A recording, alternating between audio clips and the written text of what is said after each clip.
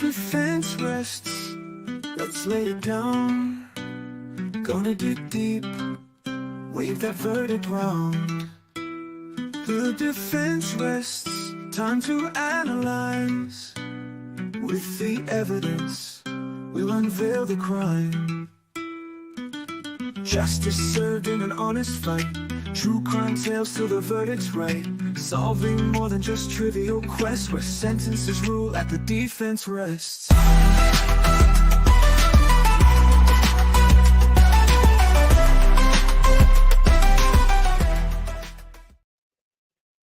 Hello, happy Tuesday. Welcome, or should I call it torturous Tuesday? Tumultuous Tuesday? Whatever you like to call it, it's Tuesday. And only just still the 5th of November, and my eldest baby turns 26 in half an hour. Happy birthday, Jamson. You make mummy feel old. Anyhow, welcome to the Defence Rests. I don't care if you're an OG, a BG, or an MG. You're all welcome here. So come on in, come and sit down, get your slippies, get your blankie, make yourself a cuppa, get comfy, because we's in for day 7 of the Leilani Simon trial. And good morning, Teresa. How are you, sweetheart? Did you sleep as well as I did last night? You might. I must say, I have struggled today. Yeah. Never mind. So I don't even recall where we left off yesterday. Yeah, it was the FBI agent who had done the landfill searches. That's right. Yeah. Yep. I'm hearing you. Miss Clever here thought that it was such a nice day on Sunday. I'm going to go outside and maybe pull some weeds and do some gardening. How'd that work out for you, Jody? Yeah. Yep. Not so good. But anyway.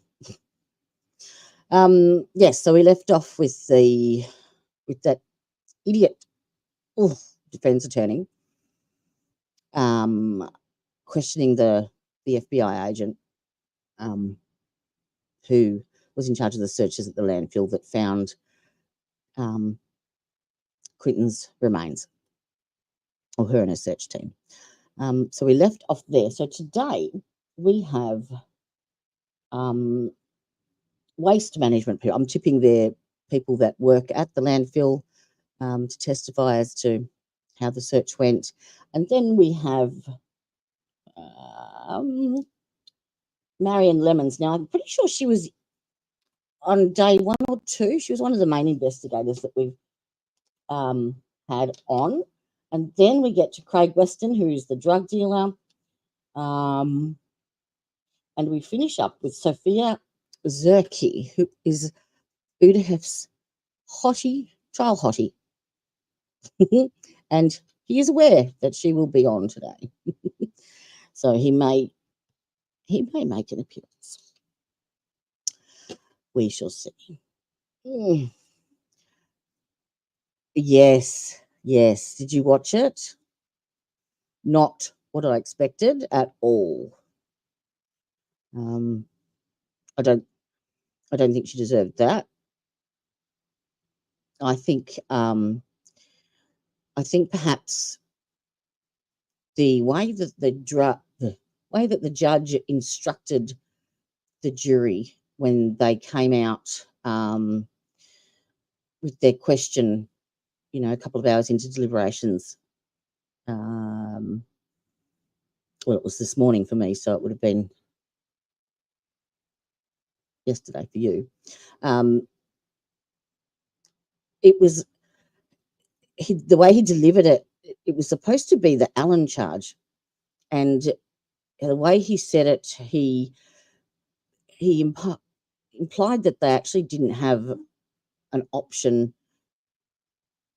to leave without reaching a unanimous verdict. And I think they felt pressured into compromising, perhaps. Yeah, I think they do. And I think it's definitely an appellate issue, because she walked in, she was out on bond. So she walked in off the street and then left in cuffs, and you saw her taking her earrings out, and that just, yeah. And there was so much reasonable doubt, so much. Anyway,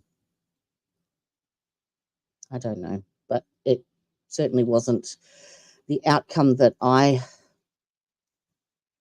thought was justice, basically. So, yeah, absolutely. Yep.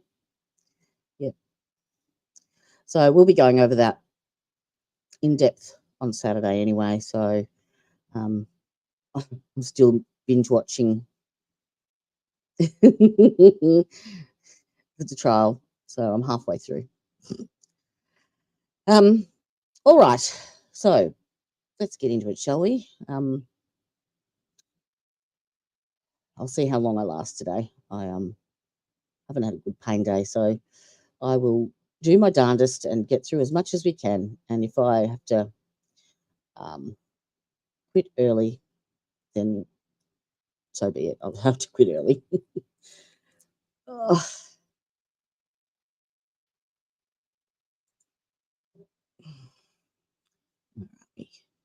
That one, there we go. And share screen. I go through my little routine here when I get situated. That's loud.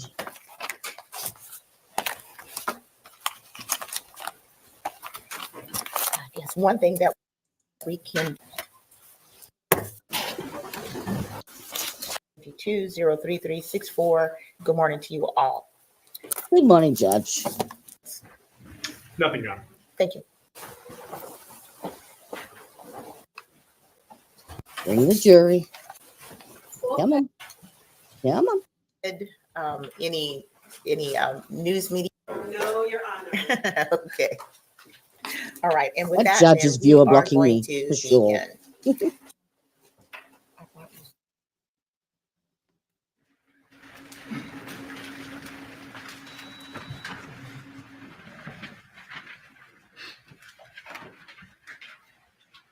Come on. The evidence you shall give the court and jury in the trial of this issue shall give the truth, the whole truth, and nothing but the truth, so help you God. Step this way, please. All right. Good morning, sir. Good morning. Good morning, sir. Could you please introduce yourself to the jury? Good morning. My name is Joe Matz. I'm the division manager for Waste Pro. And how do you spell your last name, sir? It is MATZ. What is Waste Pro? Waste Pro is a solid waste hauling company. We pick up trash, basically. And you said you're a division manager or the division manager? The division manager. Which division?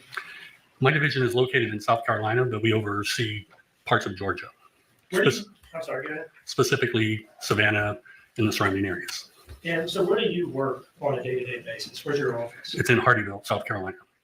And you mentioned that you all service the Savannah area.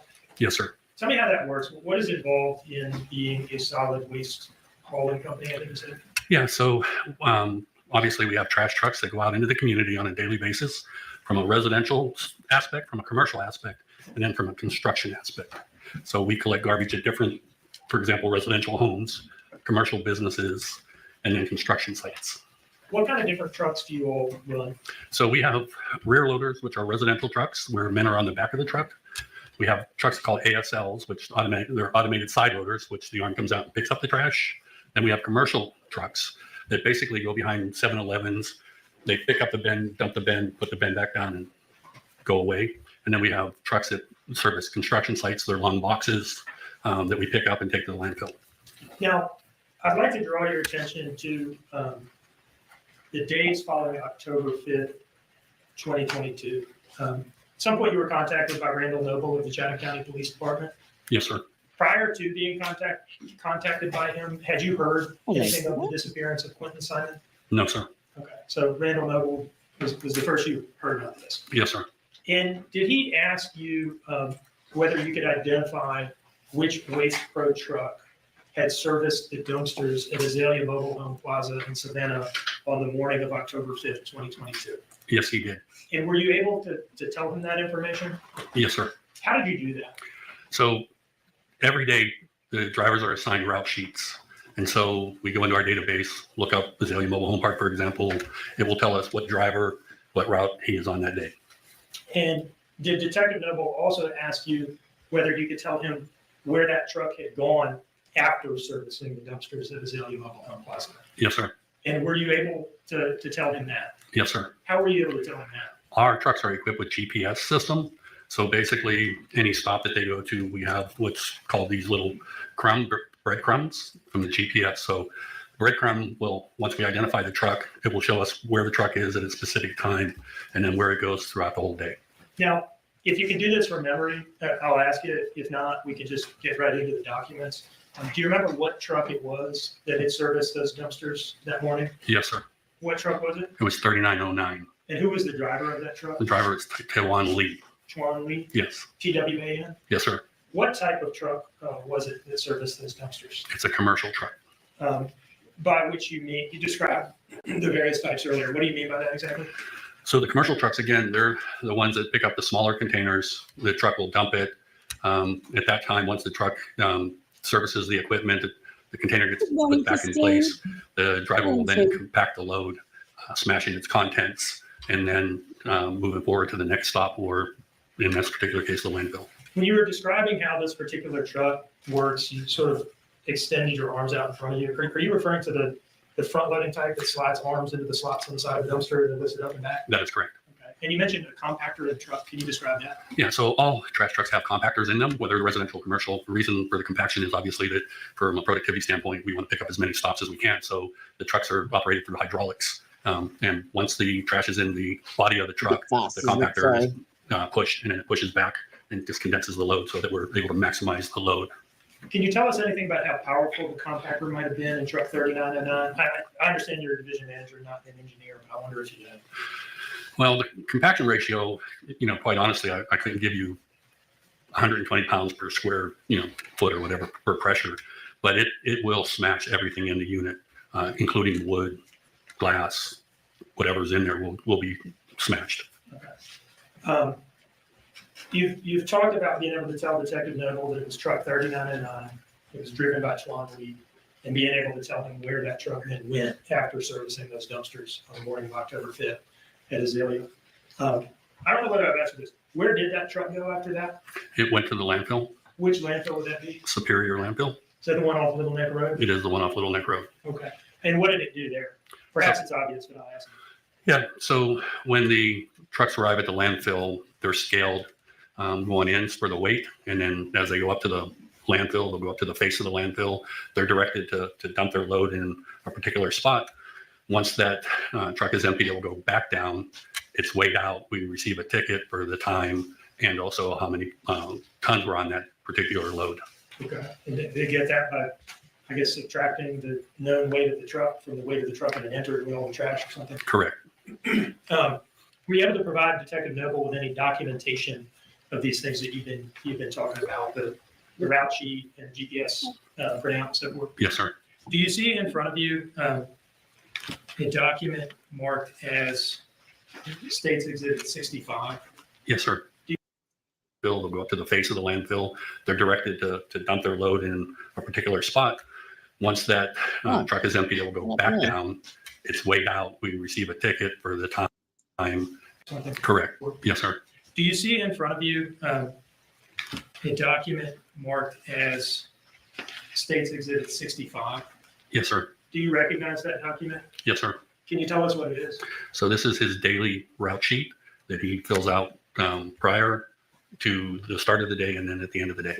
Now, are these records that are created in the ordinary course of business? Yes, sir. And are they maintained in the ordinary course of business? Yes, sir. In fact, that's why you were able to produce it for Detective Noble. Yes, sir. Your Honor, I would introduce this as State's Exhibit 65. No objection, Your Honor.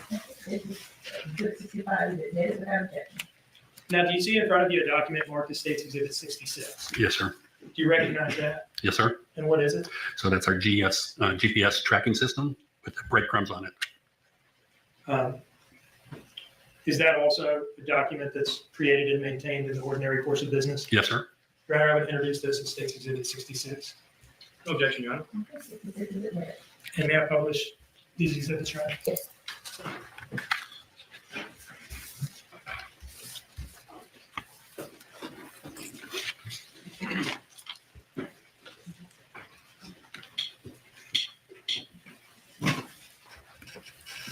All right. Can you see the screen all right from where you're at?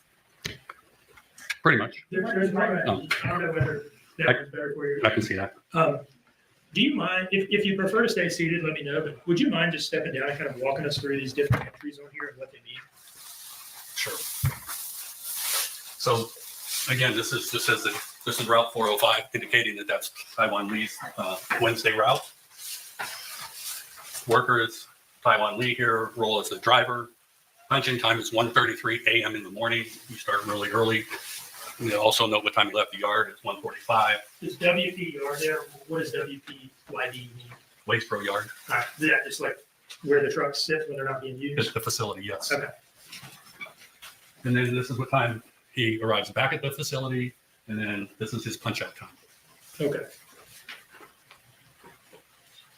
Let me move down and see what the next thing we want to talk about is, okay?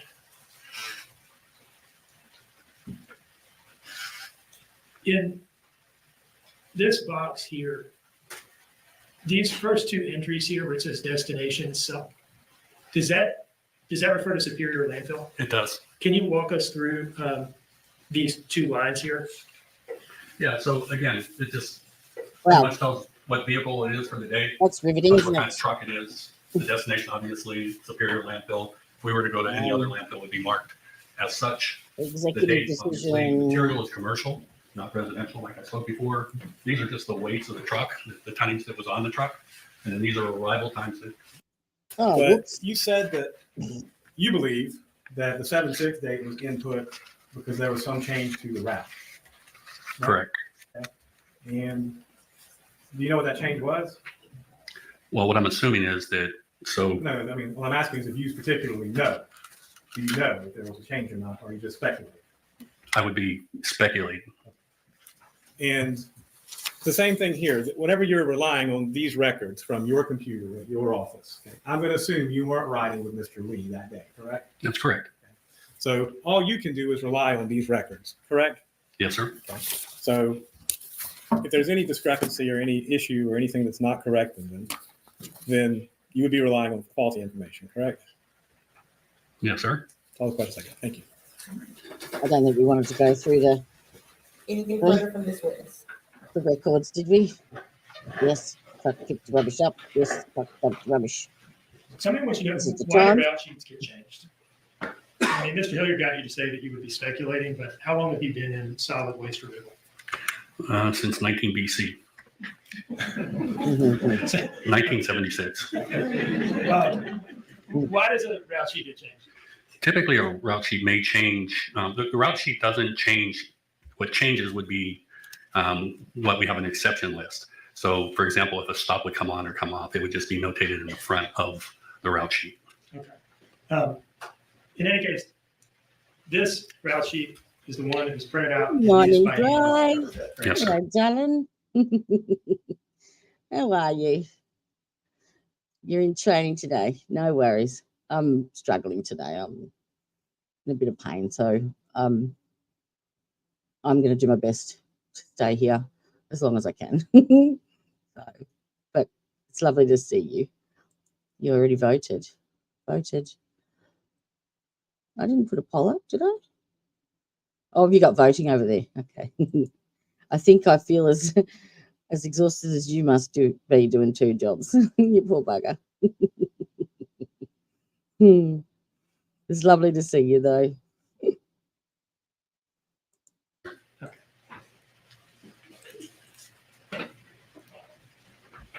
I don't have any further questions. May this witness be released? Yes, Your Honor. Yes, Your Honor. Okay, sir, you are excused. Thank you, Your Honor.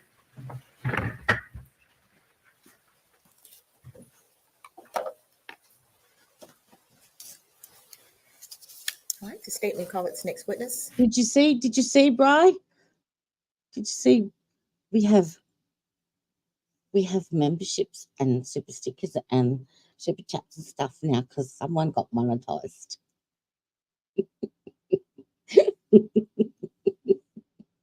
Yep. That happened. Denard Johnson.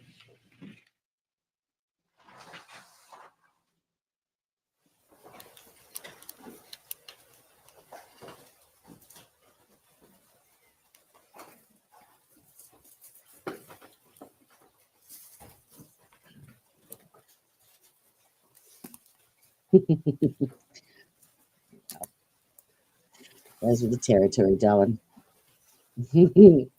Unfortunately, I'm trying.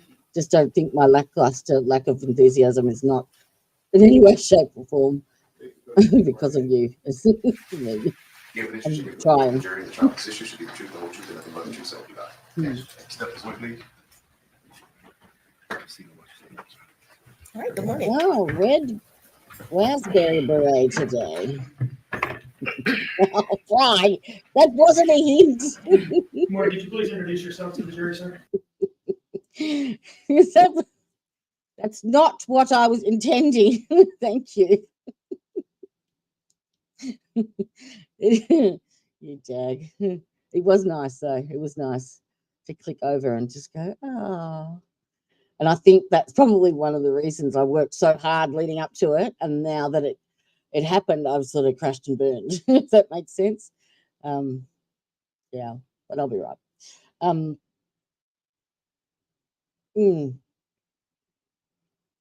So, I can't even remember what I was going to say. Thank you. Thank you very much. It's very much appreciated, darling. My name is Denard Johnson, and I'm with Waste Management. I've been there over 23 years in the business. And is waste management different from Waste Pro? That's correct. We're considered WM. What does WM do? Before you go further, Mr. Johnson, will you spell your first name and last name? It's Donnard, Donnard, and last name Johnson, Johnnson. All right, thank you. It's Donner, not Denard. Donnard. I need to apologize to you for mispronouncing your name for the past 2 years. Okay. What is your position at WM? I'm the senior district manager for the coastal sites. And what are your duties in that position? I run the overall operation, environmental safety, compliance, and also the P&L. Does that include oversight of landfill operations? That's correct. Does WM operate landfills? Yes, sir. How many landfills do you oversee in one capacity or another? 3. And what are they? 1 in Savannah, that's a Superior landfill, and 2 in Richland, South Carolina. All right.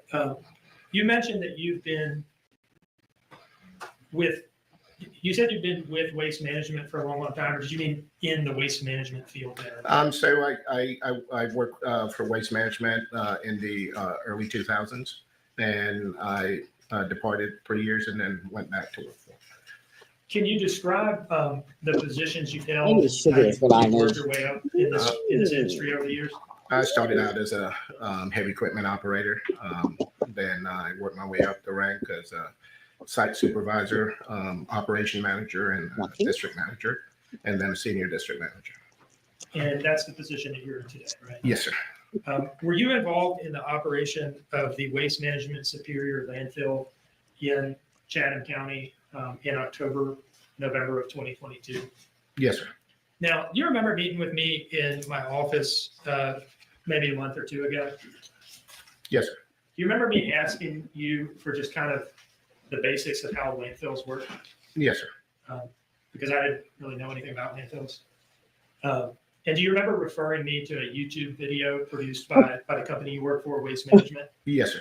You told me this is like 2 minutes and it'll kind of get you up to speed on landfills generally. Yes, sir. Okay. Is that because you didn't want to take an hour to walk me through it, or what? Well, well, just everybody so you could really understand what a landfill consists of versus what they call a dump. What's the difference between a landfill and a dump? Well, a landfill is just highly engineered operation, and a dump is where you pull the waste off somewhere or in a hole. Okay. Do you think if the jury were to watch that video, it would help them in their understanding of your testimony? Yeah, sure. Do you see in front of you a disc No, we're not going to labeled watch. as A rubbish dump video, surely. States Exhibit 68? Yes. I'd like I to can't open turn one of that. that up and just show you the first frame or two and see if Really? you can tell us what that is. Oh, my And Lord. I'm going to do this on the screen. This man's testimony goes for hours.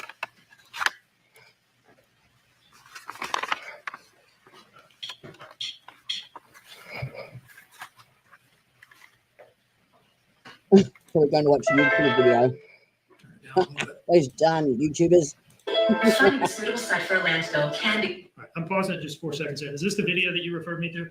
Yes. You're I would nothing but a introduce this modern disc as landfill. States Exhibit 68 and ask to publish it to the jury. Well, I'll be jiggered. I don't have an objection, Judge.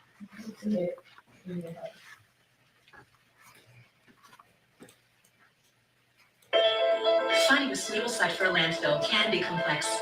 Landfill operators will work with regulators to be sure the new facility is located in the right place. Some places, like properties near wetlands, will be carefully evaluated for any environmental concerns. Impacts on nearby traffic will be analyzed. The site will also be evaluated to understand the land, groundwater, and surface water in the vicinity. Community feedback is important to consider, and meeting environmental and land use standards are a must. Once the site is approved by the regulator, the first step is to follow permit plans for sound construction. The second step is to secure the base of the landfill to provide a stable base for the liner. A 2-phase composite liner is installed on the base and sides of the landfill. Leachate, a natural occurrence when waste is in contact with water, is collected through a system of drains, pumps, pipes, and hoses that move leachate away from the landfill. The leachate collection system will act as an effective biological filter by removing excess moisture from the bottom of the landfill. A groundwater monitoring system is installed to ensure the landfill does not impact groundwater at the site. The monitoring system acts as an alert in case additional measures may be needed to protect neighboring properties. Groundwater quality is protected at all times. Access to the site is carefully controlled for safety, and waste is screened by appropriateness as required. The landfill is ready to receive waste that has not been recycled. Equipment compacts the waste each day before daily cover, soil, or tarps is placed to avoid potential littering and odor. Gas wells are installed to capture methane generated by the waste. Once full, the landfill is covered with a cover system approved by the regulator. Groundwater continues to be monitored, and methane gas is collected and destroyed or turned into amateur fuel. When the landfill stops accepting waste, regulators will approve its closure and will monitor its safety for 30 years or as required. Is she not with you? She's not here. Is she not at home, Jake?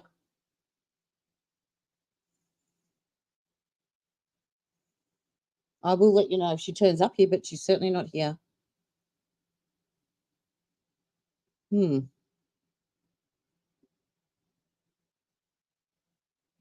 Ah. She's probably gone to bed. Nope. By the regulators. Then, controls will be put in place to keep the property secure for Yeah. closure. The property surrounding the closed landfill can be used for commercial or industrial use. But commonly, the property is used for green space, suitable for recreation or habitat conservation. We strongly support wildlife habitat Not sure conservation yet. at our landfills through our partnership. There's still things happening that haven't been confirmed yet. I don't think he'll be talking to him, but there's other stuff going on. We may do a live stream earlier. It depends how things pan out this week. I can't say too much. With the Wildlife Habitat Council.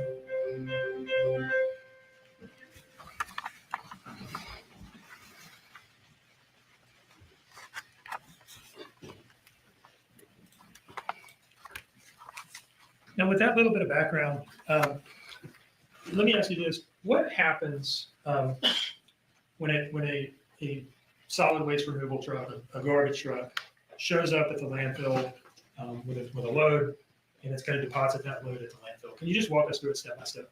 From the moment that truck turns in to, and we'll go specifically with Waste Management Superior Landfill in Shenandoah County. What happens?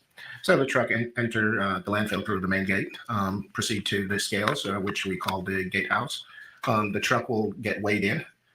Their weight will capture, and from there they proceed to the tipping floor, and that's the area they eject the waste and gets processed. What happens? Let's go back to the scale. Truck comes in and goes to the scale to get weighed, right?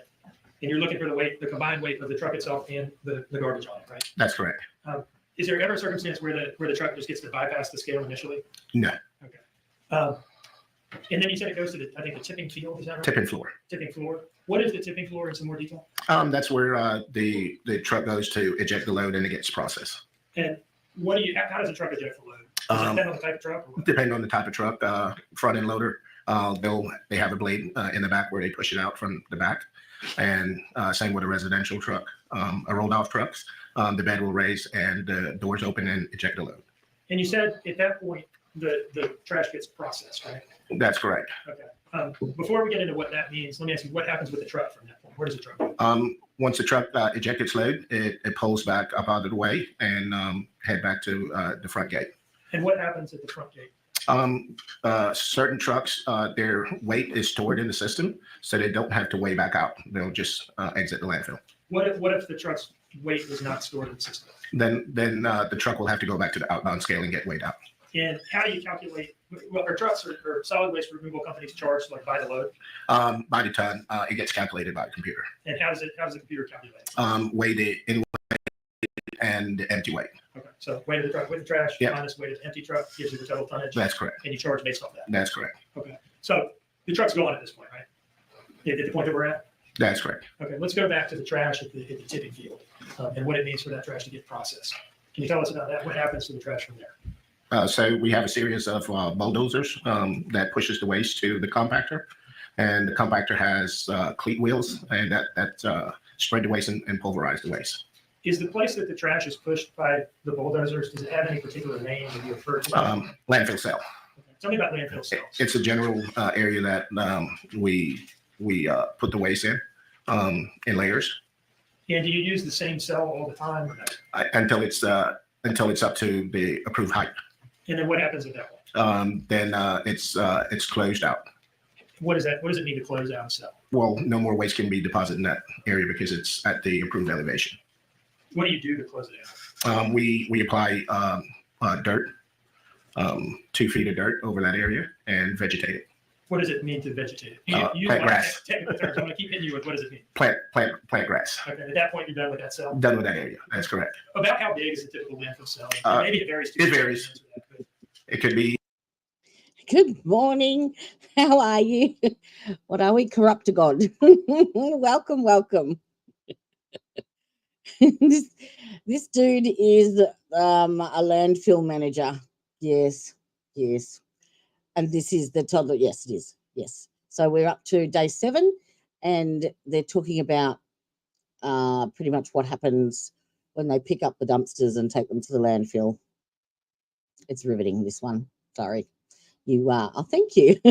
You've come at a lull in the trial, so to speak.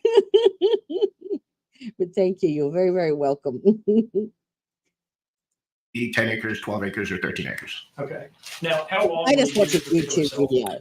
It also varies on the tonnage that comes in. More tonnage, then that cell generally gets filled quicker. Less tonnage, it opens a little bit longer. So around 3 years. Okay.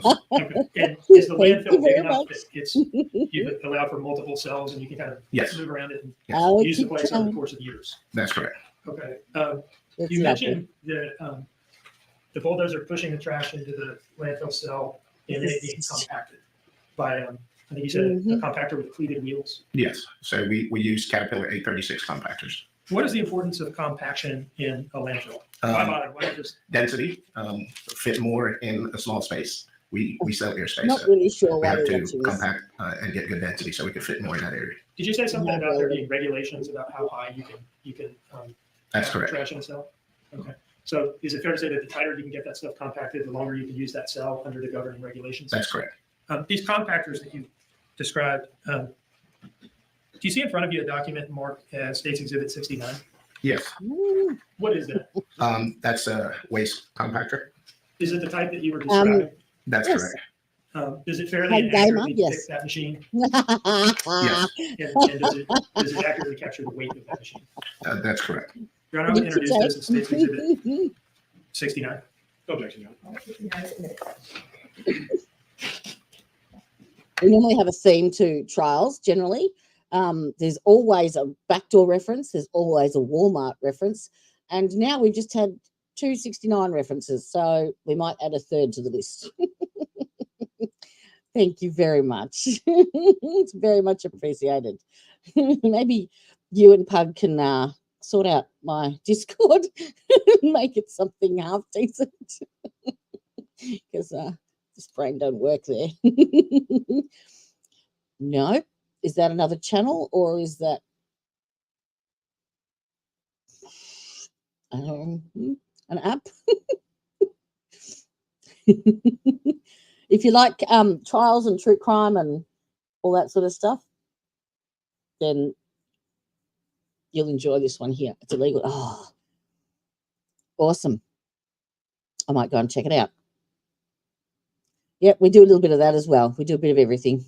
Canine takedowns, police chases, whatever we can find, pretty much.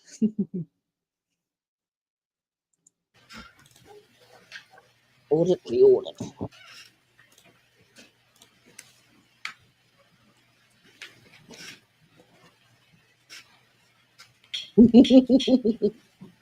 Yeah, me too, Tris. Yeah. All right, so this is the first page from the brochure for this machine, right? Yeah, that's correct. Okay, and so it's called a CAT 836. Compactor. All right, in this Oh, image, Lord. what is this CAT 836 doing? Spreading and compacting the waste. Is this, kind of a look at what that process looked like that you were describing? Yes, sir. All right. How much do these things weigh for this brochure? Some all depends on the wheel, 123,000 pounds or more. Okay. I'm not going to ask you how many tons that is, because that would require you to do math on the spot, but fair to say they're heavy? Yes, sir. Is it fair to say that's kind of the point? That's the point. You mentioned the rollers, the studded, or I think you said cleated rollers. Is that what you said? Pleated wheels. Do we see those in this image? Yes, sir. Those spikes on the wheels. Locked Now, and are subbed. these- Locked and subbed. What are these wheels made out of? Steel. These are not rubber tires. No, sir. Okay. And what does that do to the trash? It cuts up the trash, breaks it down. And that's kind of what you're going for, right? Right. We heard something in that video about daily cover. Yes, sir.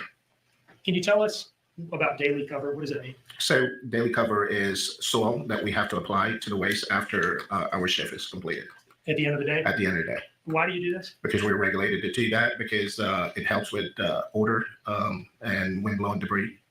How much, so describe the process of applying the daily cover. What does this look like? So we have a series of ADT trucks that haul the dirt, Mhm. all the cover soil to the area, and the dozers spread the soil 6 to 8 inches thick. Is that the tipping floor area that was being used on October 5th of 2022? That's correct. It is. Okay. When Detective Noble, when he came out there and asked if he could identify where that truck would have tipped its load, and No, I do. It's a screen share, so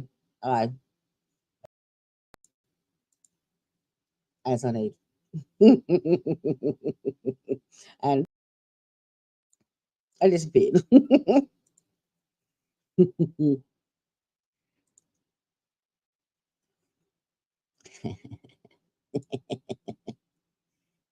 It's a big area of landfill that they searched to find a baby's, bones that had been crushed up.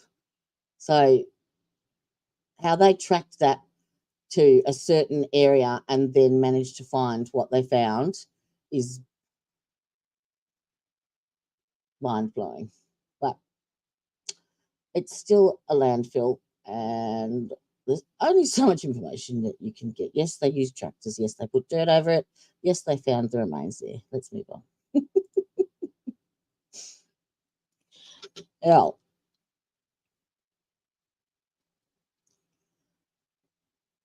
The table, Ms. Simon is present with her counsel. Ms. Parker, I've Yeah. had an opportunity to review the motion Yeah. for immunity, Or and for I am the- signing the order. The defendant, Leilani Simon, is she has had three children, and she's on trial for unaliving her son Quinton, who was 18 months old at the time, and dumped him in a dumpster out the front of a trailer park. And yes, they found his remains, or what's left of his remains, in the landfill. So, yeah, we're nearly towards the end. There's only a couple of days left of the trial. But yeah, lots of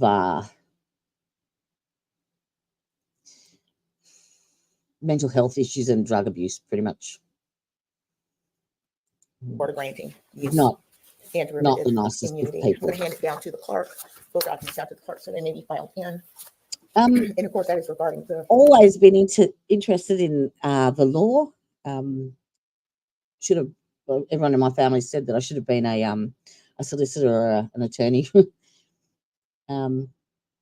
growing up. So, and I've always helped, friends and family with their legal issues and what have you, and loved deep diving and looking into, the backgrounds and researching all the criminal stuff. So yeah, I was watching them all day anyway. So I decided to just start.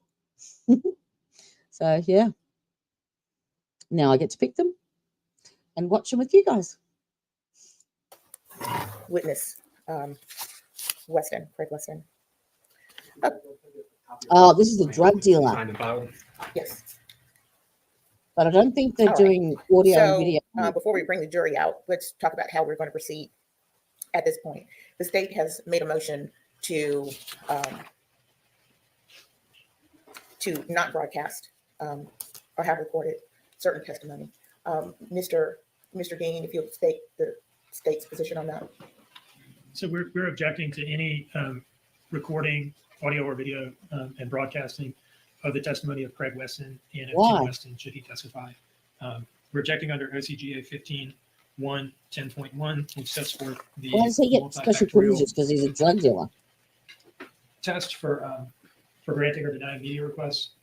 In particular, we are relying on the first two factors: the nature of the particular proceeding at issue, that proceeding being just his or their testimony, and the second factor, the consent or objection of the parties or witnesses.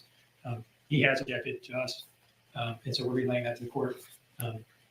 Also, the sixth factor, the impact upon due process and the truth-finding function of the judicial proceeding. We think that, given his concerns about recording and broadcasting, we think that the truth-seeking function of this criminal trial will be furthered by not doing that in the case of him and Tim Weston should he testify. All right, thank you. Mr. Hilliard. Your Honor, since we're just dealing with flat statements without any evidence to support them, my objection is the exact opposite of that. With the only two exceptions in the trial so far, one having to do with a minor child, which I think everyone agreed on, and the other one having to do with an agent who may or may not testify that we didn't want to have their identity revealed for reasons, okay, that are enumerated, and again, not a great objection to. We don't have that here, okay? Mr. Weston is a civilian. He's not a minor. He's not under indictment. He's been granted use immunity. I'm sorry if the things that he's testifying about may be personally embarrassing to him, but I didn't call him as a witness, and the rules we've been playing under have been the same for everyone. I don't see Mr. Dean baldly states, well, due process can be served by this. Well, I can baldly state that due process will not be served by it, and we're right back at the beginning of the analysis. So everyone in here has objected to the media coverage thus far, every opportunity we've been given. So I'm not saying this because I'm any great fan of having cameras in the courtroom, because I'm not. Okay, I am saying this though, that the rules that we've been playing by, every witness has had to come in here and testify so far, with the only two exceptions, had to testify in front of the cameras. So I think Mr. Weston should have to as well. I'm sorry if he finds it embarrassing or he doesn't like it, but other than that, he has use immunity. So any potential legal ramifications are out the window at this point. So I think that use immunity promotes due process. Yes, the guy in the background, that's the video, the people that are streaming the trial. So they produce a feed, and then that feed goes out into the public and you can access it. So they're the people actually shooting inside the courtroom to bring it to us. In fairness, And this guy's a dick. Capital Other D. than that, was talking about his own personal embarrassment, and that's not one of the factors, Judge. So we object. Mr. Dean, looking at considerations 1, 2, and 6, is there anything particularly about the nature of the particular proceeding at issue? What can you tell the court more about that in your objection? This witness is likely going to be asked to touch on private sexual matters. It's one thing he is a private citizen. He is likely going to be asked to touch. The reason he doesn't want to testify is because he was banging the defendant. Good morning, Elizabeth. How are you, sweetheart? They're arguing over the testimony of the drug dealer who's about to come up because he doesn't want to be videotaped and he doesn't want to be recorded. And they're arguing about it now, but I'm telling you now, they don't tape him and they don't play it. So we'll skip the argument because I know who wins. So he testifies, but we don't get to hear or see any of it. Sorry. And now we're back to, remember this lady, she started, I think it was day 1 or 2, Marion Lemons. So she was one of the lead investigators. So she's back on the stand. Come on, spinny wheel. All right. You testified, feels like a long time ago now, about the defendant's October 5th interviews at Chatham County Police Headquarters, right? Yes. And over the course of that day, she disclosed 2 trips away from the residence on the night of October 4th, morning of October 5th. Yes. And on that day, what was the story as to the first trip, the earlier of the 2? She described going to the Flacco's Tacos to meet up with a gentleman she knew was Red To do what? to pay back a drug front. Over time, I guess by October 12th, in the interview with Special Agent Snyder and Special Agent Solomon that we watched more recently in time, did that story change? Yes, it did. How did it change? It moved from meeting Red for a drug front at the Flacco's Tacos into meeting Red/Craig on Arkwright to buy cocaine and Percocets. What do you mean by Red/Craig? She told the interviewers that Red is Craig in that interview. Okay, same person. Yes. Okay.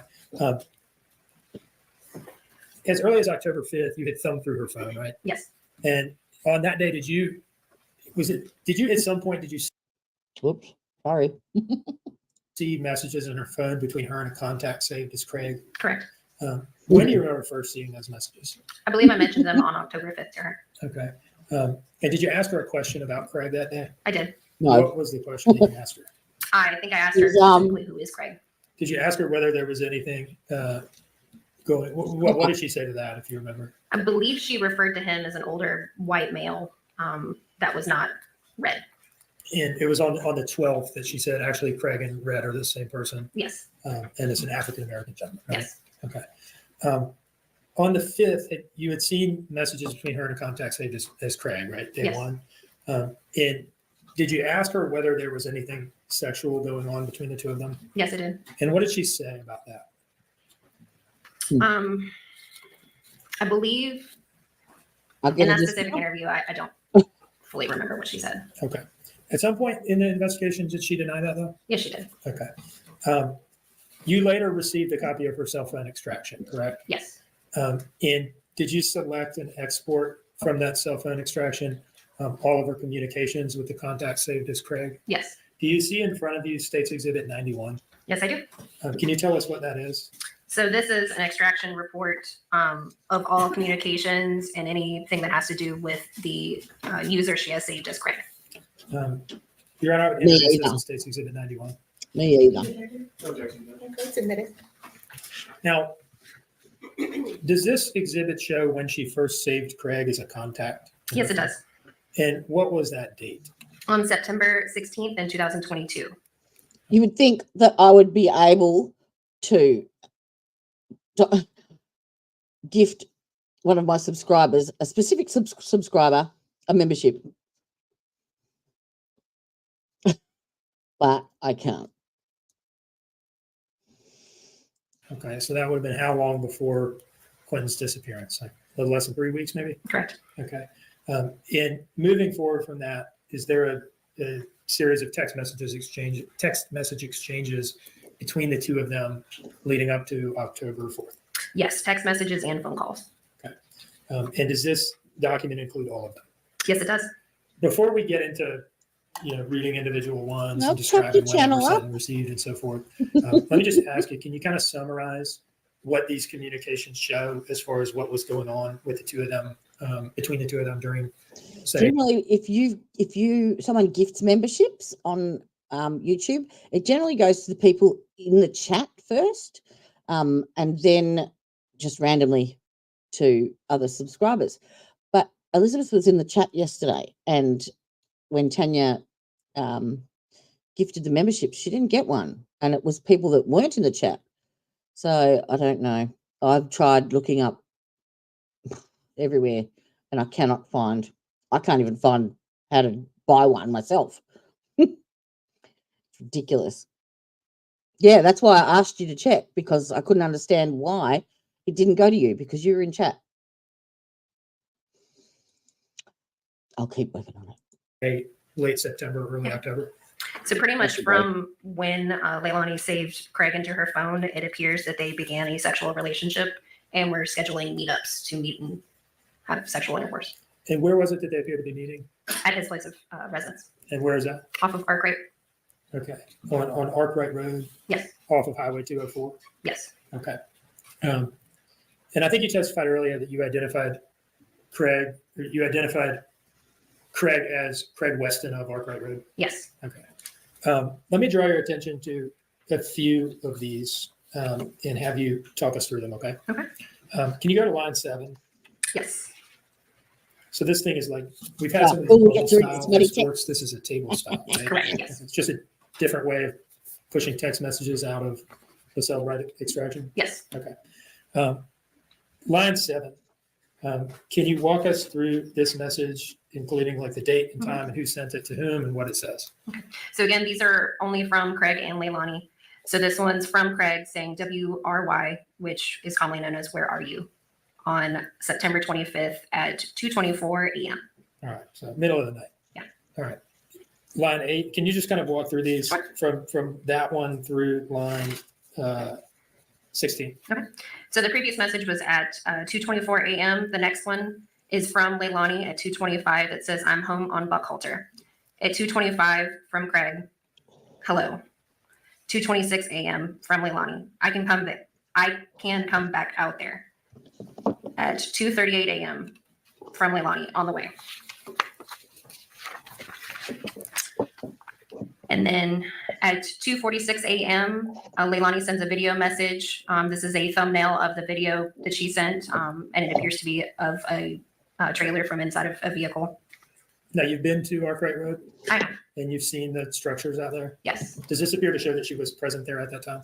I believe it's the back part of Arkwright. Okay. And that was at 2:46. Correct. So it looks like she's there at that point. Yes. Okay. Moving on to line 13. So at 2:48 a.m., Craig says, okay, 1 minute. And then it skips to 5:55 p.m. So several hours later, That would be like 13 hours later or something like Yes. that. Okay. Craig asked, you okay today? You man here. And how did she respond to that? At 6:54 p.m., she says, yeah, I'm okay. He's on his BS today, and I don't feel like arguing. And then in response, at 6:58 p.m., Craig says, okay, well, was thinking about you. All right. So does that set of messages that we described, does that appear to be the first visit by the defendant to Craig that we see reflected in this set of messages, at least? That's correct. Okay. Now, I'd like to go forward to line 62 on page 5. Okay. And if you could just do the same thing for 62 through 76. Go nice and slow with the times and everything. Okay. So this is on September 26th at 11:59 p.m. from Leilani. On the way now, be there in about 12 to 14 minutes. At 12:04 a.m., Craig initiates a phone call and they speak for 53 seconds. At 12:05 a.m., Craig says, okay. At 12:06 a.m., Craig says, okay, I'm in back to my camper. Stay close to your left. My dog gonna try eat your car, but he won. And the next one. At 12:16 a.m., Craig says hello. At 12:16 a.m., Leilani says, okay, I'm passing Quaco now.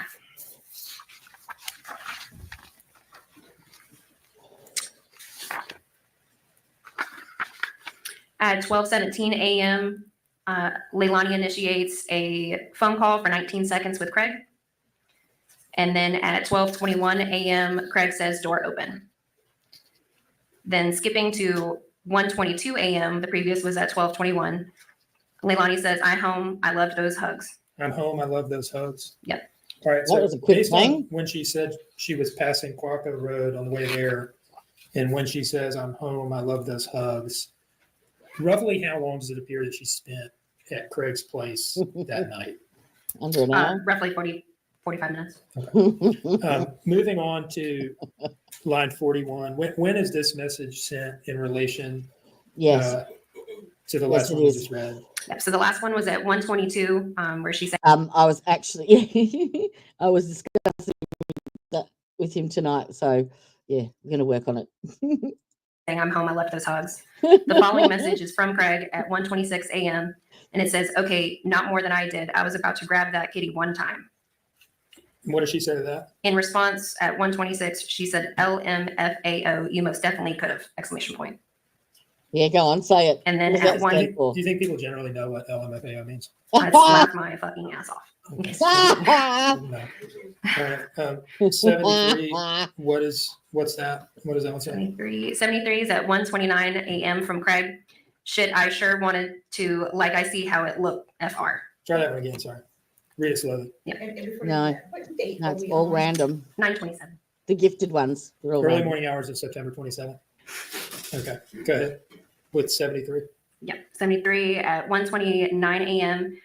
Shit, I sure wanted to, like to see how it looked, FR. What does FR mean? For real. For real?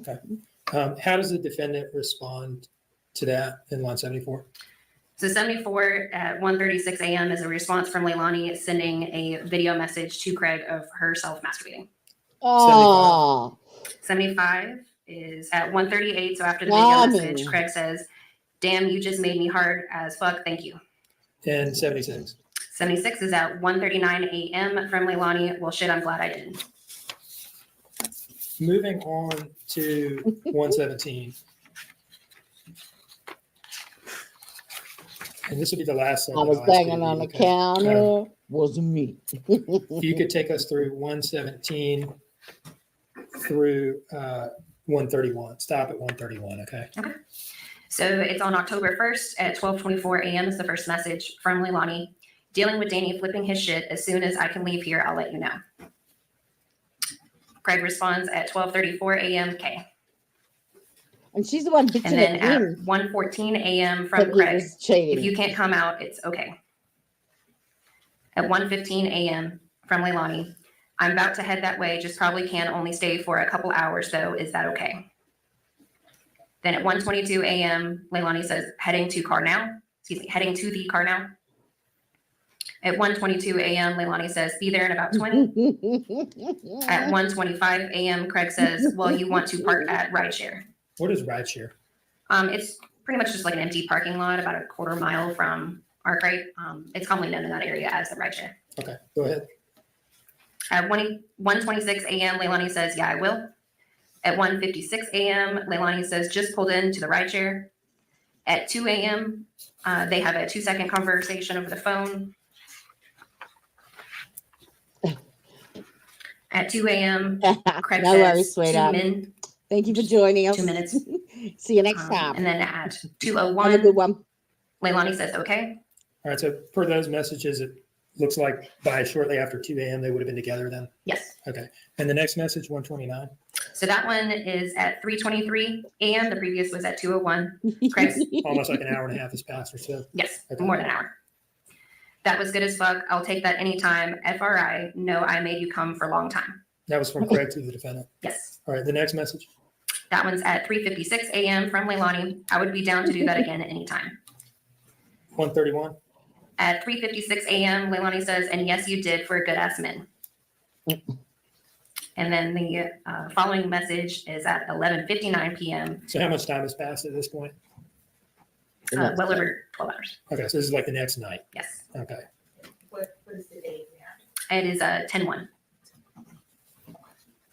So at 11:59, Craig says, you okay? On 10:02 at 9:02 a.m., Leilani says, yes, I'm okay. She then responds, about to drive over there actually. At 9:46 a.m., Craig responds, damn, you was tired, or I got rid of a lot of your stress.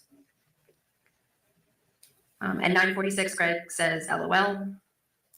And 9:47, Leilani says, a lot of stress was released. I need that sleep. At 9:54 a.m., Craig says, that's good. Shit, I was ready for round 2 last night, but it's okay. You needed that rest. You look well rested. And then 140. And then 140 is at 9:57 a.m. from Leilani. I'm still wiping the crust from my eyes. All right. So these seem to show that over the week leading up to Quinton's disappearance, that the defendant was getting male attention from Craig like 3-4 times, something like that. It would appear so, yes. One moment, please, Your Honor. No further questions. Mr. Hilliard? I do have a few. I'll state. Oh, let's see what the defense attorney has to say. Detective Williams, let's talk about the text messages you didn't mention. Okay. I'll start on page 1. So the contact for Craig was added on September 16th, correct? Yes. That's the first time that this appears anywhere in here to the best of your knowledge and mine, correct? Yes. Right. Did you see anything to this number prior to that? No. Okay. So on the first page, instant message 6, if you would, did Mr. Dean ask you to read that one? No, he didn't. Okay. What does that one say? And who's it from and who's it to? On 9:25 at 2:23 a.m., Leilani says, I needed a 50, but no one was there. What is a 50 commonly referred to as? Is that a drug slang? I believe it's just a number. I needed a 50, but no one was there?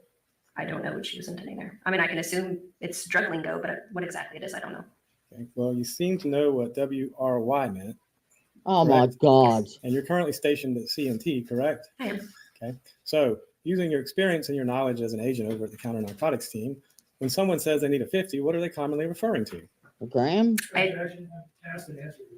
Mm-hmm. I'm going to allow Mr. Hilliard his line of questioning. So my understanding is almost everyone has their own drug knowledge. Usually when I don't know something, I'll ask one of the other agents there. So right now I don't know what she's referring to. All right.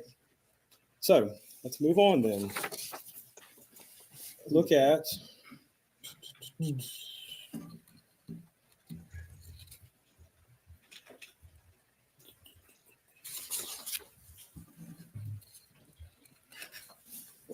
me go back and just start from the beginning with this.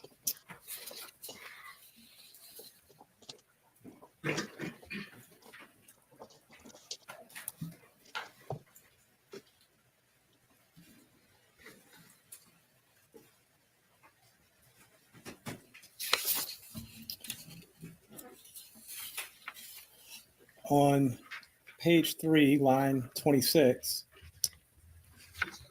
who is that from and who is that to? And what does it say?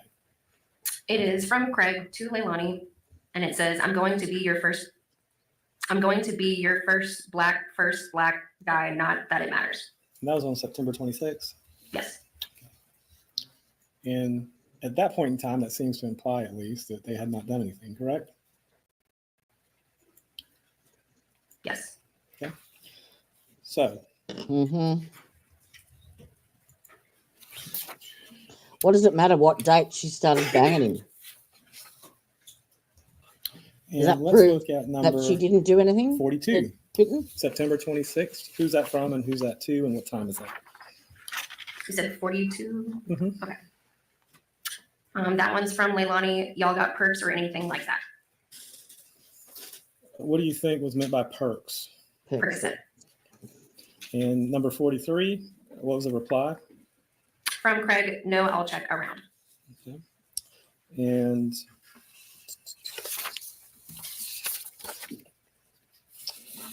number 52 at the bottom right there. Who's that from and who's that to? That one is from Leilani to Craig. And what's that asking for? You got a half of tree. And what is that referring to? I believe that's marijuana. Okay. And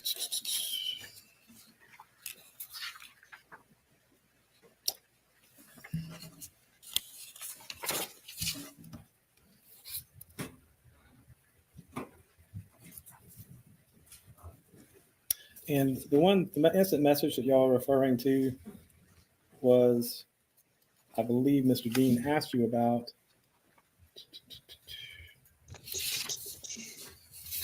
Where it looks like, I guess they met at the ride share.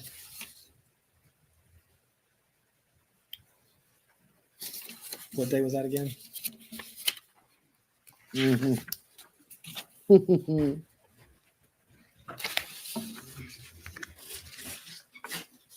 I think it was October 1st, if I'm not mistaken.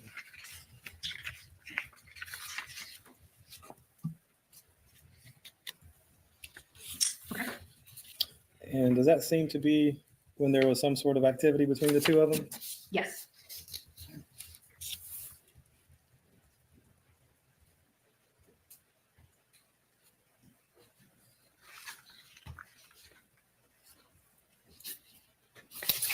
And on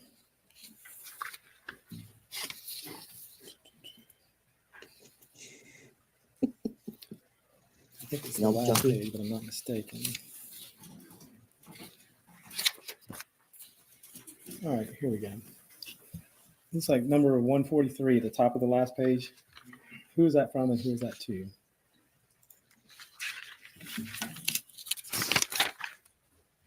That is from Leilani to Craig. And what's that saying on October 2nd? About to head over there and grab his ass a 40 so he'll shut up. And that's to Craig, correct? Yes. All right. And on October 3rd at 3:30, who is that from and who is that to? Which line? Number 147. That one is from Leilani to Craig. And what was that one saying? Just sent 30 Danny coming in for it. That's all the questions I have with regard to this exhibit, Judge. Thank you. Wow, well, that was riveting. Good cross-examination, dickhead. So she's not just sleeping with him, he's also involved in supplying her drugs. Mm. Isn't that exactly what we've been saying? Yes. We talked about the number of meetups that you can clearly see in these text messages and how long they seem to have lasted, right? Yes. On the night of October 4th, the night that we're concerned with your, was there any text message set up? No. Was there any text message communications with them at all? No. Between them at all, I should say? No. And how long did the GPS data establish that she was there for that night? 10 minutes. And how does that relate and link to the previous visits that we've talked about? I think the shortest one is 45 for their meetups. So much, much shorter. Yes. No further questions? No further questions. Thank you. Mr. Williams, you may take your seat once again.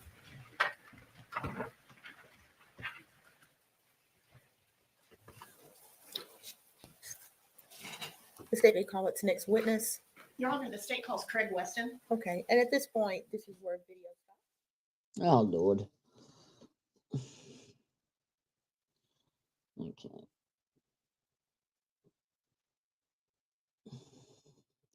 So the drug dealer doesn't want to be seen or heard. And then they go to lunch. And they come back here. Raise your right hand. Do you have interest to give the court and jury in trial decisions? Now, this is Kimberly Johnson, Yes. FBI forensic accountant.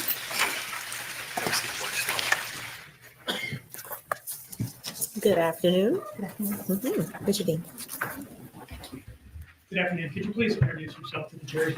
I would Yes, love I'm to hear Kimberly that Johnson. testimony. I work for the Federal Bureau The drug of dealer? Investigation as a forensic accountant. Is that No different fear. from a special agent? Yes, no gun, no badge.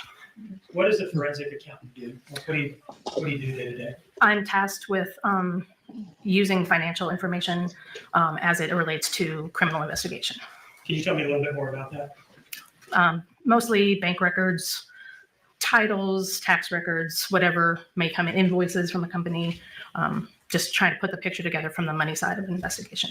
So is it fair to say that day to day you're in an office analyzing like Excel spreadsheets and things like this? Yes, in an office behind a computer. Maybe she How wants long to know have you if been Craig doing that? paid tax on that. Just short of 50. 27 years. Do you have any collateral duties or I guess like side responsibilities at the FBI? I do. I'm collateral duty as a member of the evidence response team. And what is the evidence response team? We are a team that goes out for searches and crime scenes, and we're responsible for collecting and packaging evidence that's discovered. How did you as a forensic accountant become a member of the evidence response team? It was voluntary, and like I said, it's collateral to my regular job. And me personally, I was motivated after 9/11. Is it a volunteer duty, your service on the ERT? Yes, it's absolutely voluntary. In your capacity as a member of the evidence response team, were you involved in the landfill search looking for Quinton Simon? I was. Can you tell us how you were involved initially? Yes, initially I was just a searcher called up to help work the lines. Later in the search, I had a few days where I acted as team leader. And what does the team leader do out there? Basically responsible for managing the search and the personnel on that day. And were you the team leader on duty at the Waste Management Superior Landfill on the day that the search team out there found Quinton? I was. I'd like to ask you a little bit about the layout of the landfill search. What was the search area? Can you describe that? It was basically the area that was identified in the landfill where they were digging the trash out for us to search. Sort of hillside Yeah. of garbage? Yes. And what was the search deck? The deck was where they actually spread the I garbage know. that they'd taken out of the Me search area. too. They spread it along the deck so we could go through and manually search through it Cut out the for best what, bits. for what we were looking for. So aside from the search area, kind of up on the hill and the search deck where everything was being laid out to be searched, what else was out there? What was the rest of the setup like? So kind of looking at it from the perspective of walking to the deck, there was a road that we would enter in from, and Now, then before you go, sorry. I'm sorry, is that the perimeter road that kind of goes around the landfill? that's correct. Okay, go ahead. So there was kind of a driveway, is how I would describe it, that we would, after we got our PPE on and such, we'd walk up onto the deck. So from the perspective of walking towards the deck, on the right side, they had tents and chairs set up for us to be able to take breaks without actually leaving the search deck and having to take all of our equipment off. To the left, there was an area where the deck boss and the logistics people and the safety officers kind of observed us as we were searching. So that's kind of how it's split. What about the forensic anthropologist? Was there a forensic anthropologist out there? There was, and she was, so turning around and walking towards the road, she was kind of, as you exited the driveway, she was on the other side of the road set up in a tent. Then to the right of her, there was a tent with all of the protective equipment. That's where we would grab our stuff. To the right of that, there was a tent where we could sit and put our suits on and everything. There was drinks in there. That's where they would set out the lunches for us to grab. And then to the left of the tent, there was another supply trailer. So that was like extra supplies. So the logistics guys would bring them from there to the tent if we were running low on gloves or whatever. I'd like to ask you a few questions about the different personnel that was or were out there, and their different roles. You've talked about the team leader role a little bit. As a team leader, what sort of gear did you have on a daily basis? Pretty much the same as searchers. We were dressed out in regular PPE. In addition, we had buckets or those silver like catering trays that we would collect items that people found while they were searching that would then go to the forensic anthropologist to scan through. So you had a bucket or a tray? Yeah, like the Home Depot, like the 5-gallon bucket, or like I said, those silver catering trays. And what would you do with the bucket or tray? Just kind of walk me through how that would work. Okay. We didn't want to leave the deck because we were suited up. So there'd be a runner that would come up and meet us kind of at that driveway area and take whatever we had collected from the line and then take it across the road to the tent where the forensic anthropologist was so she could do her screening. What was the process of collecting material from the line? Just what did that look like? You have this bucket in your head. What happens? Yeah, so everybody did it a little bit different, each individual. Most people, when they got dressed, they put we called it a bone bag on there. They taped it to their suit and used tongs to pull out things that they thought were of interest, and it would go to the bone bag. It saved you from having to call somebody over every time you found something. So at the end of the line, when we were done, it was considered complete. Then we'd go along that line and basically dump everything into the buckets out of the trays and then send them across the road. All right, so it's the individual searchers that have the bone bag, and then at the end of that line, all that gets dumped in a bucket and run to the anthropologist across the road, if I understand you correctly? Correct. Okay. Tell me about the searchers. Who were these people, and what were they wearing and using in terms of equipment? Okay. We had representatives from federal, state, and local departments. I think over the 5-week span, there was over 75 different people that came out just to help us search. The PPE, it started with a pair of steel-toe boots. They were required. And then a white Tyvek suit, which is the white suits that look like paper. They're not paper. They're more like a nylon plastic, not very breathable. So pretty hot. And then we had booties over that we were duct taped around our ankles. And then a yellow like plastic bootie over that, like a taller boot on top of that. Then we had safety vest on. We were gloved up. Most people put cotton gloves on, and then what we call a nitrile glove, which is like a surgical glove. And then that was duct taped to the Tyvek suit. And then we put work gloves on top of that. And then we had boonie caps, most people, because it has a wide brim to kind of keep the sun off of us. We were required to wear safety goggles and what we call half face respirator. So if you can imagine like an oxygen mask is how it fits over your mouth and nose. And then it has like detachable, not reusable, throwaway filters on them. They also were hot, but it helped us keep the smell down. So we didn't like wearing them, but it was helpful. Like I said, bone bags taped on our hips. I think you mentioned tongs earlier. Was there any other sort of implement that you all would use for the actual searching the lines themselves? Yes, we used, I think they call them firemen's rakes, but they're big 6-foot-ish long, heavy kind of rakes. And they've got 3 or 4 prongs, like wide prongs on the end, to kind of rake through the trash and pick out stuff as you're going through it. So now we're going to see some pictures, but I just want to ask you, what does trash look like as you're going through it on the search deck? We all throw away bags of trash and they get carried away from our house and then they're gone. But what does it look like by the time that you're out there on the search deck going through it? It doesn't look like a pile of bags. By the time it got to the point where we saw it, it had been shredded and mashed and mixed with dirt. So it's kind of just a gray, muddy looking field. You do occasionally find an intact bag or an intact piece of furniture or a roll of carpet, but most of the things that we found were broken in pieces. And if we would find like an intact bag, you'd get together with, another person or 2 other people to kind of rip those bags open to make sure that there wasn't anything that was of interest in there, or unroll the carpet rolls. Now, were there heavy equipment operators out there helping you all conduct the search? There were.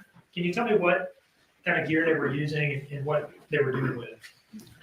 So there was an excavator on the hill at the search area that would scoop the trash out and put it in a dump truck.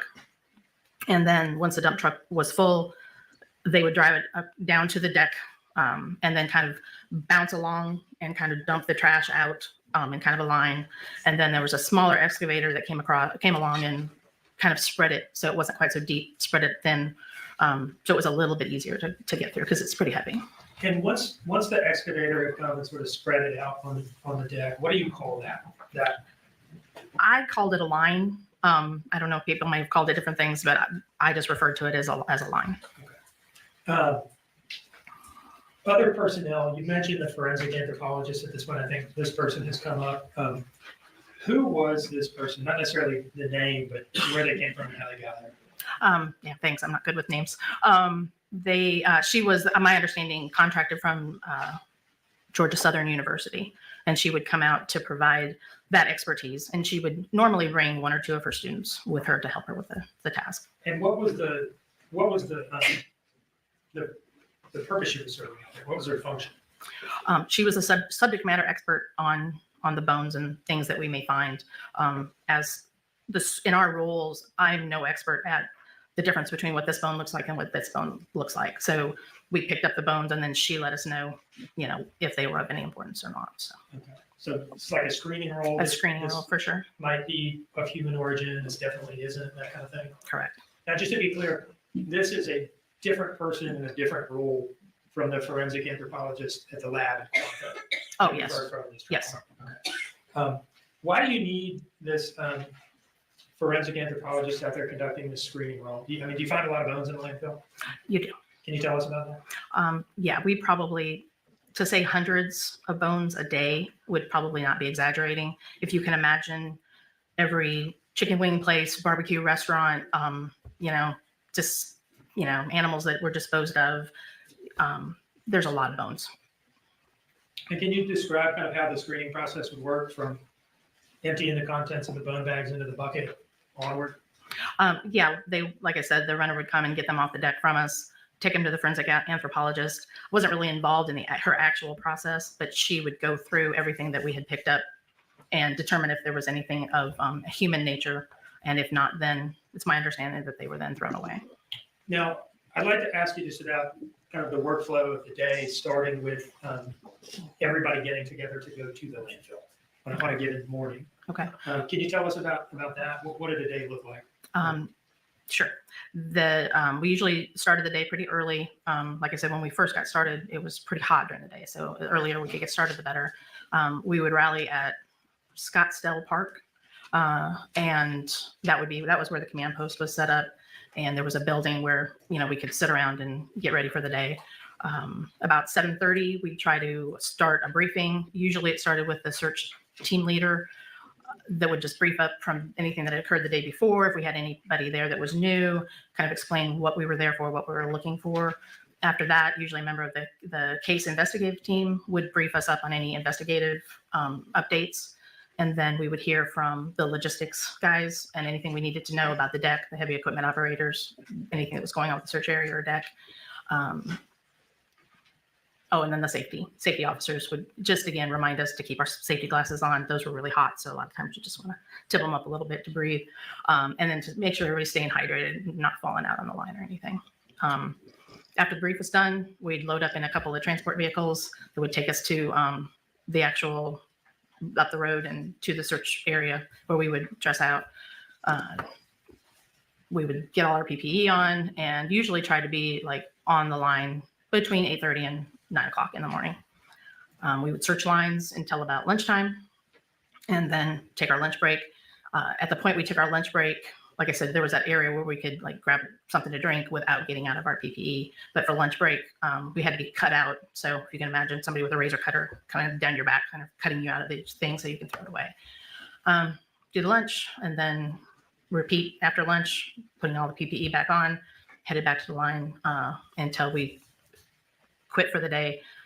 Sometime between 4 and 5 usually is what we aimed for. It all depended on where we were in amount of lines, what the daylight was doing, that sort of thing. If there was anything special happening, we would again get cut out. We'd have a brief if there was anything that we needed to relay for that from the day at that point, and transport back to the park, and everybody would break for the day. How many days a week was the landfill search conducted? The first week it was only 4 days because they didn't start till Tuesday. The next 2 weeks I think was 5.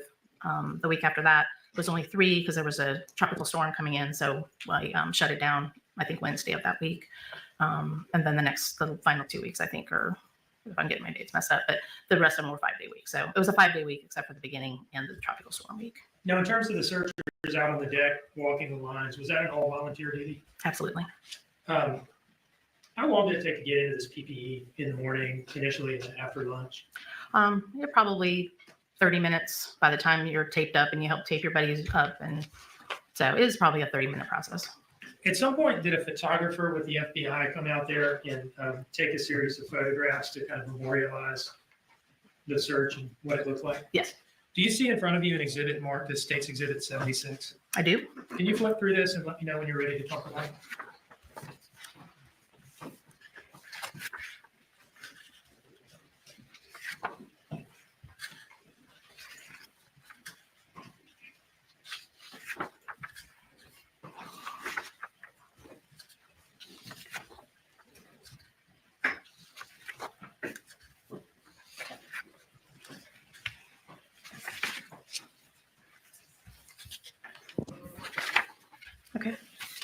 Is this a selection of photographs of the landfill search operation? Yes. Do they fairly and accurately depict the operation as it appeared to you? Yes. I move these in as State's Exhibit 76. No objection, Your Honor.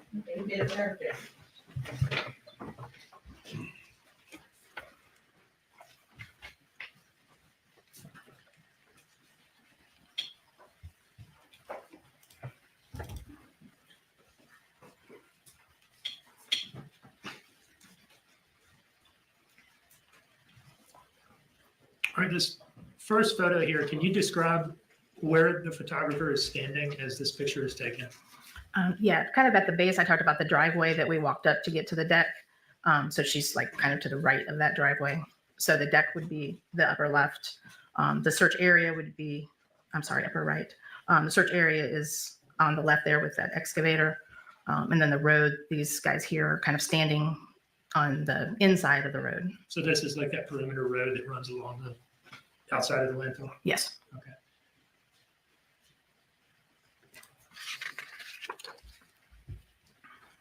This next photograph,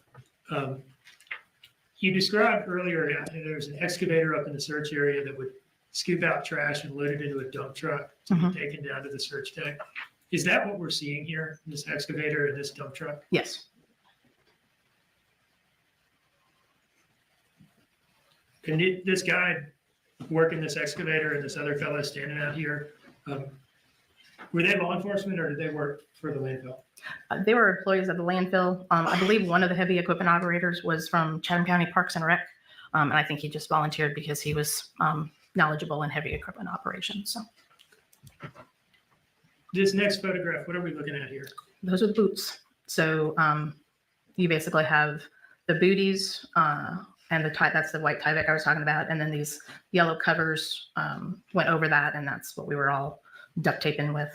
Yeah, so you got There was steel-toed still- boots under this gray booty here. Correct. Over the gray booty, you get the yellow rubber plastic. Yes. And the bone bags we used, those were actually the bags that the booties came in. So we kind of Okay. multi-purpose that. So about the size of a loaf of bread, if you can imagine that size of bag. So The next photograph, is this on that perimeter road? yes, And then we can see the search area on the far right there. correct. And that, with that driveway thing Probably just off frame To the right, yeah. Okay. What is happening in this picture? It looks like we're suiting up to go back in probably after lunch, given as bright as it is. About how many searchers on any given day? It varied a lot more in the beginning, like could be close to 40 in the beginning. And then, you know, as people had to split off and go do other things, never less than 20 though, probably 20, 25, 30 on average. The next picture, what are we seeing here? What's happening in this picture? This is us coming onto the deck and just kind of getting perused by the safety officers to make sure that we had everything on that we were supposed to have. The next picture? Yeah, those are the fireman's rakes I was talking about. And they had a tarp that we could lay them on when we took breaks, and at lunch, we could leave them on the deck without having to carry them out of the deck. This next picture? Yeah, that's the line. That's the process. It just lined up in a straight line, or tried to. And then everybody just kind of took their 2 or 3 foot section and just kind of worked their way to the other side of the line. Now, zooming in on this, is this what we're looking at here, this garbage on the ground? Is this more or less representative of what this stuff looked like as y'all were going through it? Yes, What did it smell like out there? it smelled bad. Like I said, the respirators help, but you'd go home and it would still be in your nose. Some people would put vapor rub underneath their nostrils to kind of help with it. So you cut yourself breathing out of your mouth as much as possible. So it's nasty.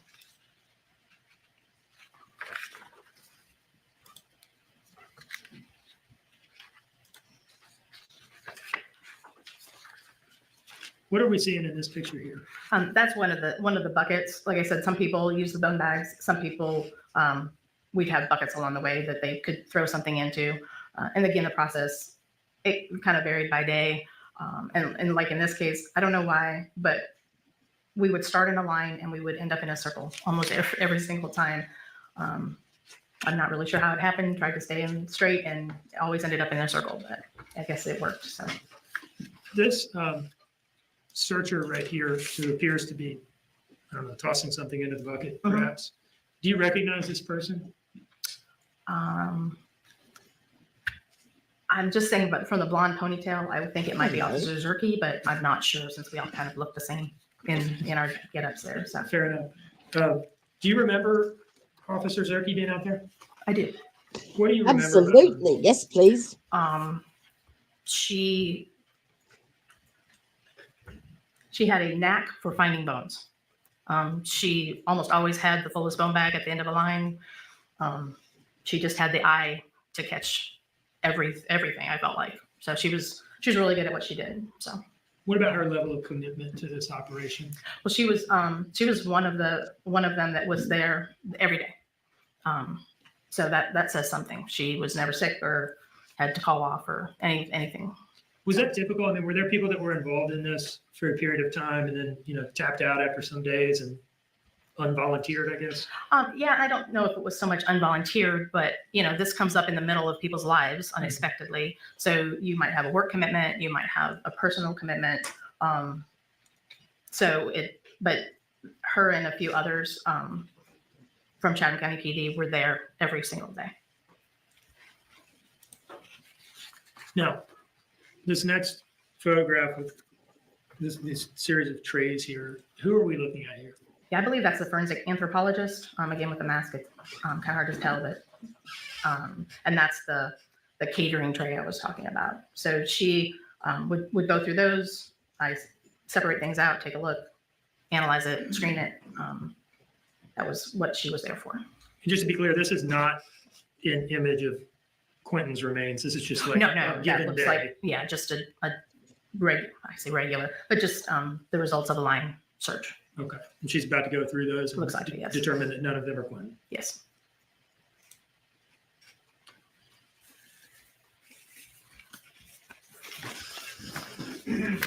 I'd like to ask you about November 18, 2022, the day that Quinton was found. You said earlier you were the team leader out there that day. I was. What do you remember about how that unfolded? Started off like a regular search day. It was much cooler than it had been, which it was a relief not to be so hot.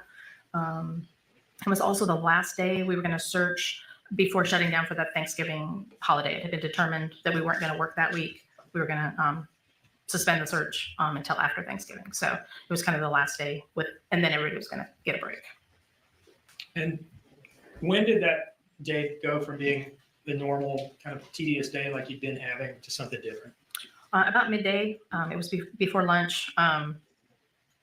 Someone signaled from the line that if you found something that seemed unusual, you always kind of like raised your hand and gave a heads up. And this occurred that morning, late morning, indicated that they had found something that didn't look like everything else we've been seeing. It appeared to be a piece of a skull. After that was found, what do you remember about how things played out next? That was taken to the forensic anthropologist right away. We finished that line that we were working on, took everything that we had collected to the forensic anthropologist, cut out and went ahead and went to lunch. And I don't remember if it was during lunch or right after we went back after lunch to start the next line. But the forensic anthropologist confirmed that she thought we did have human remains. So we continued the search of the line, and then at some point they determined that we needed to respread the line we did before lunch and search it again. All told, how many different lines do you remember Quinton being found over? I think just a couple, because we did, I want to say 2 after that we didn't find anything else in. And is that how y'all decided kind of you were at a stopping point? Yeah, I think it was that.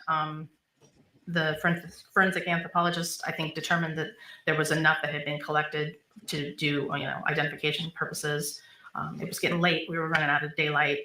So I think the people that decided those things decided that we were at a place where we could stop. About how long do you remember it being from, the moment that very recognizable piece of skull is found to when y'all finished up and were done for that day? It was late. It was getting dark because it was after the time change. I don't think we got back to the parking lot till after 5.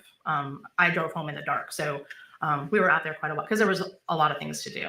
On top of what we had found, we were breaking down for the week, closing things up and stuff. So At some point during that sort of ongoing process of finding Quinton that day, did the case agents show up to take custody of Quinton and package his remains?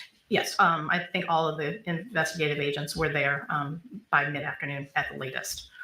And was this your last day at the landfill, or did you have to come back at any point for anything? It was the last search day, as it turned out. We didn't know that at the time. The scene was not closed because we didn't know for sure what had been found. But after that was confirmed, preliminary confirmation that it was likely Quinton's remains, then we went back the Monday after Thanksgiving, which I think was the 28th of November, and we broke the scene down at that point. One moment, please.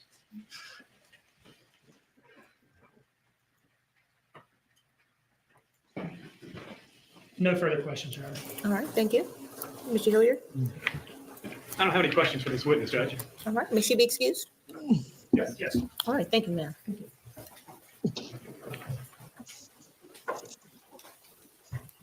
Last one, and this is Uda Hef's trial hottie, Sophie Zerke. Thank you.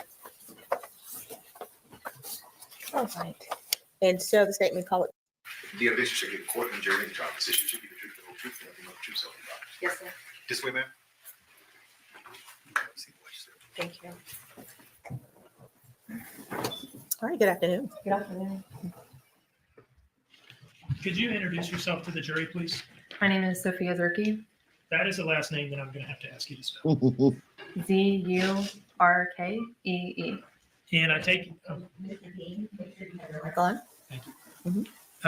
I take it you're a Chatham County Let's police message him, officer. shall we? Yes, sir. How long have you been with the Chatham County Police? I have been with the Chatham County Police Department since September of 2021.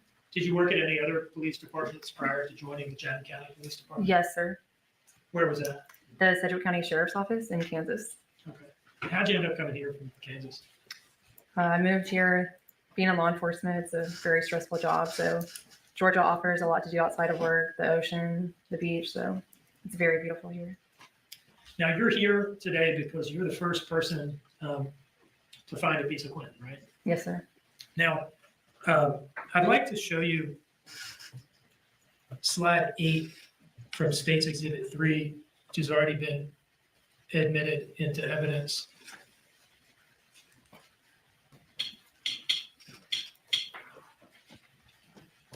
This has been introduced and admitted into evidence as a still frame from Sergeant Stewart's body-worn camera from the initial response to 535 Buckhalter Road on October 5th. Is that you there? Yes, sir, it is. Was this your beat that you were patrolling that day or no?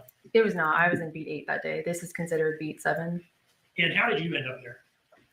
When there's a missing child, time is of the essence. So it's all hands on deck at that point. So I went over to assist with the search. And on this day, were you involved in canvassing the neighborhood or the woods or something like that, looking for Quinton? Yes, sir. So is it fair to say that you started looking for Quinton initially on October 5th, Yes, sir. day 1? Later, did you become involved in the search of the landfill? Yes, sir. How did you become involved in that? I asked to be a volunteer to help. Had you heard, I presume you had heard that this was a thing that was about to start happening. Correct. How did you hear about it? Our department. And were they soliciting like department-wide for volunteers or what? I can't recall on that. I just know they asked us to be some extra hands to help. And you volunteered, you say? Yes, sir. Why is that? Being one of the first on scene, I wanted to see it through and to help in any way that I could. And going forward from that, were you involved as a searcher at the landfill? Yes, sir. What day did you start on? Not necessarily the date, but like, was it the first day of the landfill search? Yes, I was there for the first day. And were you involved throughout? Yes. Was there any day that search operation was going on that you weren't there? No, sir. Could you have gotten out of it at some point if you had wanted to? Yes. What was that like doing that for, I don't know, 5 weeks or whatever it was? It was a lot. It was mentally, emotionally, and physically draining every single day. Now, I'd like to draw your attention to November 18, 2022, the day that Nick Quinton was found out there. What do you remember about the morning?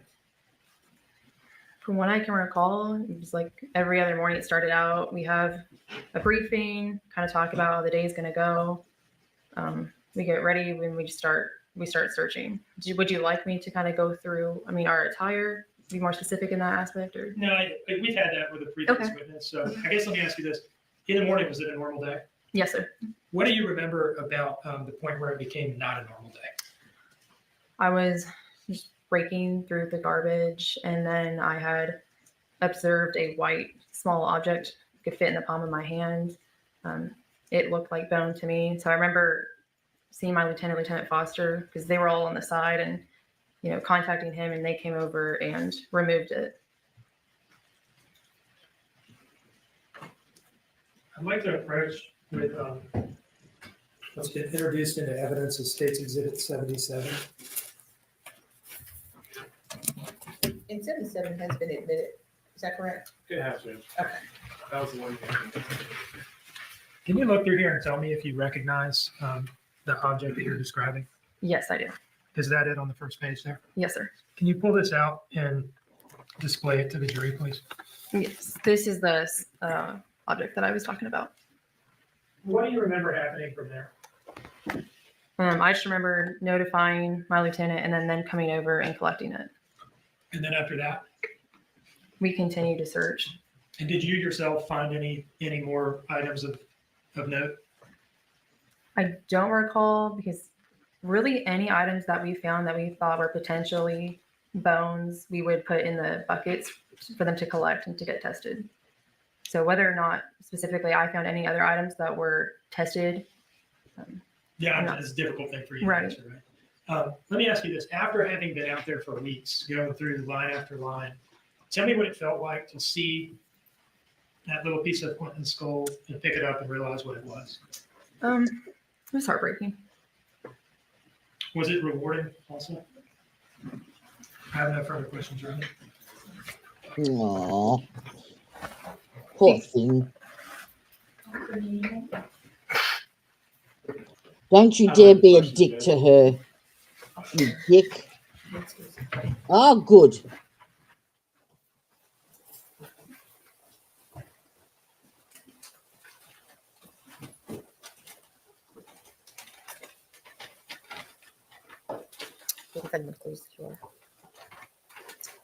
Okay. And so at this point, Mr. Dean, does the state have another witness to call today? One moment, please, John. I don't believe that they do. Not today. Thank you. And with that, ladies and gentlemen, we have an early day. Never quite know what we're going to have, but today is an early day. We're going to stop here. I'm going to excuse you for the evening with the instructions that you probably know by heart now. Don't discuss the case. She's so cute. Don't this do any judge. research. All right. Well, that actually worked out quite well because, yeah, I'm not really up to it today. So it's nice to have a quick one. Never have I said those words before. All right. It's 1:10 in the morning on the 6th of November. So I'd like to wish my eldest daughter happy 26th birthday today, sweetheart. I love you, and I will see you for lunch today. All right, my darlings, I am going to crash and burn. Thank you again for joining me tonight. Apologize for the lack of my usual zest, but yeah, I need to rest. Done a little bit hard this week, I think. Pushed the boundaries. So lovely to see you all. Thank you again. Yeah. It's my own fault. I think that I can do things that I can't, and then I pay for it. So yeah, I'll be fine though. So tomorrow, day 8, and then day 9 will be pretty much the closing statements and verdict. So Friday, I'm keeping open because I'm hoping that things come together for another live stream that we can do an update with Ty on. And then Saturday, we have the podcast. So busy week, busy girl, and love yous all. Thank you, Bri, again for your extremely generous super chat, and it's nice to be able to say that. Love yous all. Mwah. See you tomorrow, same time, same place, same but channel. Arrivederci.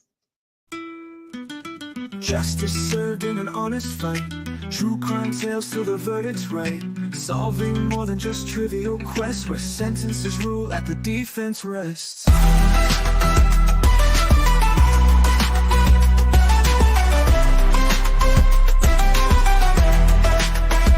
Justice served in an honest fight.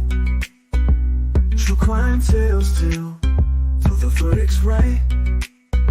Solving more than just trivial quests, where sentences rule at the defense rests.